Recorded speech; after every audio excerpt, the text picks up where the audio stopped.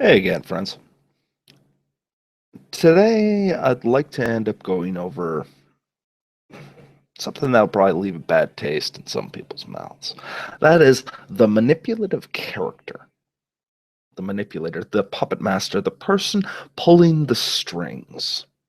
Now, this could work for NPCs or PCs, but I want to end up specifically discussing player characters right now. The reason I want to discuss it is because it's one of those things that I find very, very rarely played, right? You don't need to be enchanter to end up being the manipulative character. This can work just as well for any class. This is a personality trait more than it is class dependent. So it has a lot more flexibility, and in fact, that can help because you never know who it is. First things first, manipulation is happening all the time, really. Anytime somebody opens their mouth, they're manipulating you. It's not necessarily with drastic intent like we love to paint, right? Any kind of conversation is a manipulation. I am giving you information that may end up changing your perspective on something. I'm giving you my own personal insight. I'm offering debate. Either way, I'm looking to give and get something and change something around me every time, even if it's just as simple as a hey, hello, and give a good hug, right? It's, well, yeah, frankly, I may be trying to manipulate a person to end up feeling really warm and comfortable around me. Not out of malicious intent, but I just enjoy having people who enjoy my company. I enjoy their company all the more. It's a mutually beneficial thing, but I might end up being the one who tries to instigate that. I could also be exactly what you're worried about, right? That scheming, nefarious thing that looks at your circumstances and go, how can I benefit from this? How can I build up from this? And that's more the character we're going to talk about today. When starting a manipulative character, one of the first things that I end up running into, and this has happened on many occasions for me, in fact, I tried to end up making a manipulative character in a game, and the GM okayed it. GM knew what I was coming in with, but didn't bother to consider it at all. So what often happens is that we end up in this kick in the door kind of character situation, and well, what do you have to do, right? Beat up the goblins, take their loot, go after whatever the objective is, and try and stop some foul sorcerer or something like that. But the manipulator's not really cut out for that, right? The manipulator is the person in the background. One of my favorite manipulators in all of all time, when it comes down to Pathfinder and D&D, is the Bard. Oh, the Bard is one of those classes that just gets skipped over for this kind of stuff because they kind of go, oh yeah, they're storytellers, they're buffs, they can end up making things better. Oh no, no, no. A Bard weaves stories, and in those kind of medieval settings, the power of the story, the power of placing fact or fiction in front of people and them not knowing the difference and being able to convince them that fact is fiction, fiction is fact. That's powerful. It's very powerful, especially if you know how to cultivate it. So let's talk about that. The very first thing you're going to want to learn if you're trying to play a manipulative character is rapport. Rapport is really simple. At the end of the day, it comes down to I feel you know where I'm coming from, and you feel that I know where I'm coming from. Now, as a sledgehammer, you could always say, I understand, you sit, you listen. But you ever run into those people that you just feel you can really trust? Really, really, yeah, close, damn it, I like that guy. Yeah. Well, that person has a strong bit of rapport with you. It might have been built over years. It might have been built in the very first instance that you two sat together. It's always a great feeling to end up having. But that deceitful, conniving type character plays on that. They also play on reactions. You want to study patterns.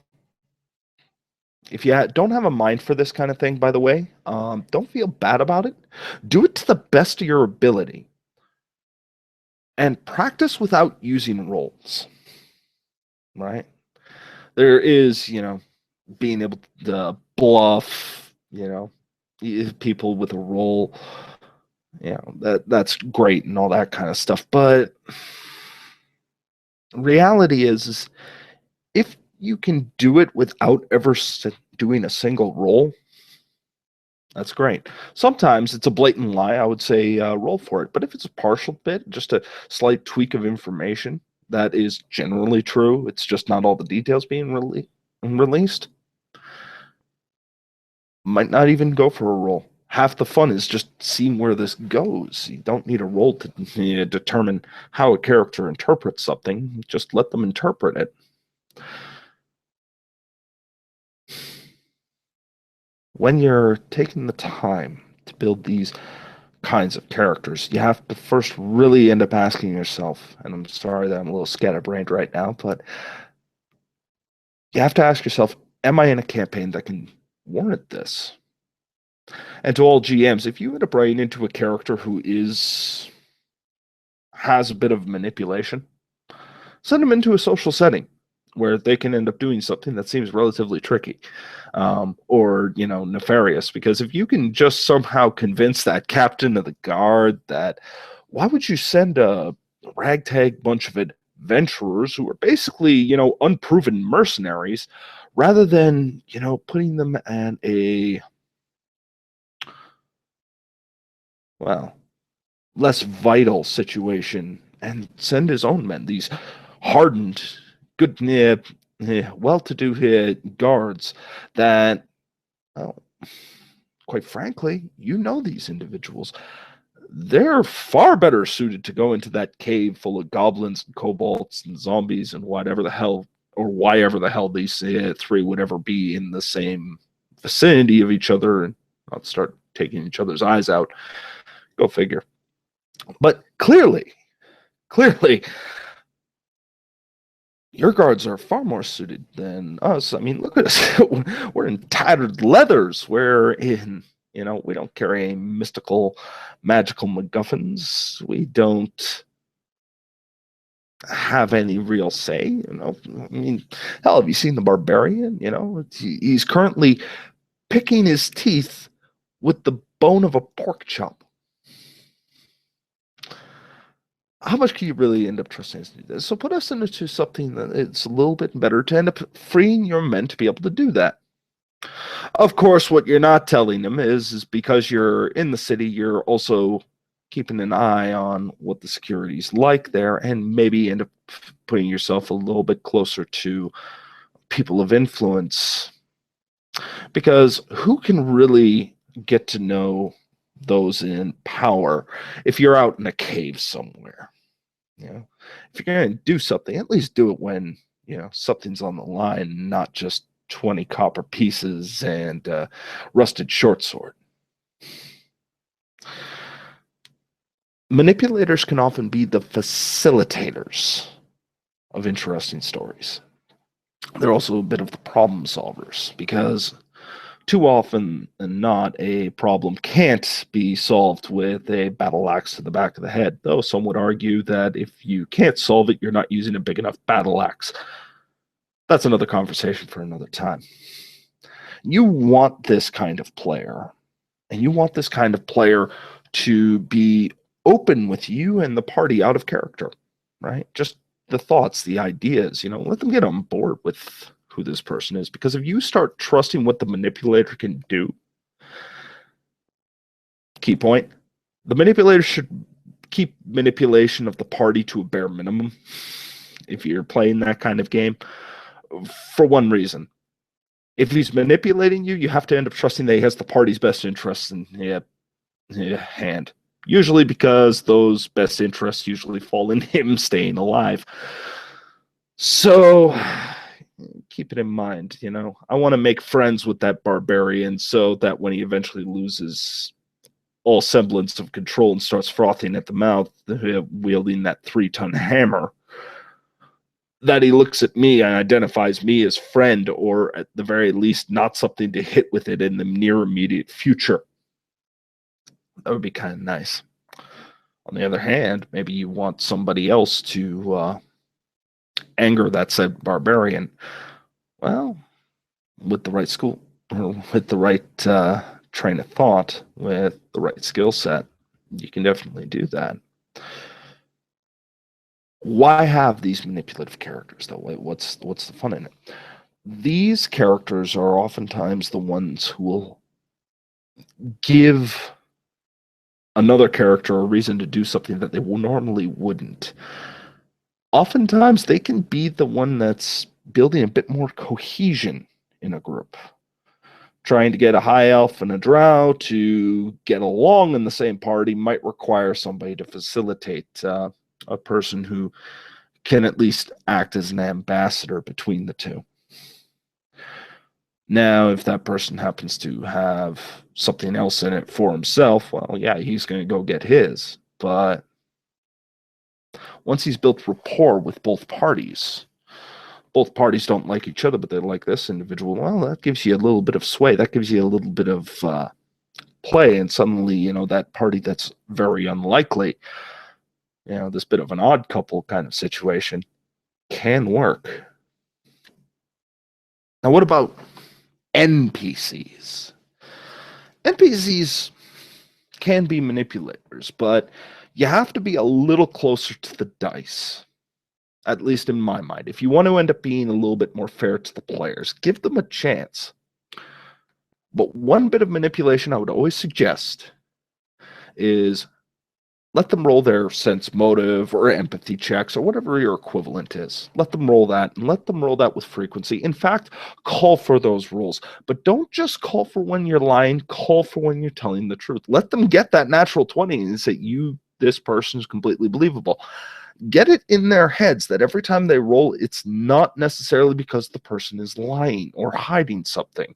So now that they no longer need to end up having that bit of doubt in the back of their brains that what they're rolling for is always because they fell prey to a lie. Let them get comfortable with that. It means that now they just play things on their whim. And they have to end up working with the information they got. This, I find, helps build things up a little bit better. Primarily because you're going to end up finding a lot of people who feel like when they rolled that one, I botched, I can't, I believe this lie wholeheartedly, that's fine, but then they feel bad because their entire game plan fell prey to a dice roll. But if they can't be sure if the person was lying, even if they rolled a 20, they let come what may a little bit easier. Maybe that comes down to trusting your players a lot more, and maybe that means I need to trust my players. I need to experiment with that a little bit more. So going back to it, because I got really off topic with those bits. Let's start again a little bit quicker. Let's run through it with how do you turn a character manipulative? How do you play one? First one, rapport, building that connection. If you can do that, immediately you have strings to pull on. They'll try and end up pulling back, of course, but because you're the manipulator, you know that's going to happen. You've expected. In fact, if it doesn't happen, you might be a little bit leery, right? Second of all, a manipulator doesn't manipulate for the sake of manipulating. Some of them just practice their craft. Garrick from Deep Space Nine, I think, is a very good example. Why tell the truth when a lie will suffice? But he just practices his craft. It's not meant to say anything cold or calculated. It's just practice. The other thing is that your character needs to know why Why do they need to manipulate? Because at that point you stop looking at people as people. You see them as pieces on a chessboard. Pieces you can control and pieces you can't. Some pieces tie together. Yeah. I need this individual here doing something. Well, they're not going to listen to me, but they might listen to their wife. Well, their wife happens to be going to the supermarket. Well, it would be nice if she suddenly had a reason to trust me. The valiant bard that she's heard in the club earlier on. Well, maybe a little bit of seduction. No, no, no. Why do that when you want to be a friend? You don't want to end up grabbing a new wife. You just want to end up using that one to get a result out of her husband. Well, that might be when the frothing barbarian comes in, and he might want to end up having a few additional drinks, buying a few drinks, few words said. All of a sudden, you have a frothing barbarian who loses it right beside the young lady. And of course, you being the valiant bard who lets no harm come to the patrons of this particular fine establishment, somehow calm the rage of this bestial savage. And then you have her ear. And you'll start realizing you like putting these domino chains. Start small, though. You can build these up and make them very grand, very ornate, but start fall with just like a 2 or 3 step domino chain. Don't do things directly. Make them a little bit more complicated. The reason is because then it's a little harder to come back to you. Distance is safety. And much like a player who loves to end up using a longbow to stay away from huge combats and, the person with the greatsword, the manipulator uses distance and further relationships. They will help to end up helping out people by facilitating actions and reactions in people.